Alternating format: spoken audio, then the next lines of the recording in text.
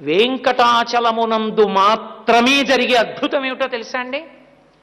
శిశువు నుండి వృద్ధుడి వరకు, స్త్రీ పురుష పండిత పామర కుల మత వర్ణ వివక్ష లేకుండా ఆనంద నిలయంలోకి మీరు ఇలా వెళ్ళి చూడగానే ఒక పెద్ద రాశీభూతమైన విద్యుత్ ఎలా లాగేస్తుందో అలా ఆయన మీ మనసు లాగుతాడు. అందుకే అప్పటి వరకు అబ్బా ఏమిటోనండి అన్నవాళ్ళు అబ్బా ఎంత బాగున్నాడని అంటారు. వెనక్కి నడవడం జీవితంలో అలవాటు ఉండదు. తోసేస్తున్న గోవిందా గోవింద గోవిందా గోవింద ఇటు బయటికి వచ్చి కూడా ఇలా చూస్తుంటారు తొంగి. ఎలా ఉంది ఏం చెప్పనండి అంటాడంతే. అంటే నువ్వు ఎంత ప్రయత్నం చేసినా మనసు నిలబడదు.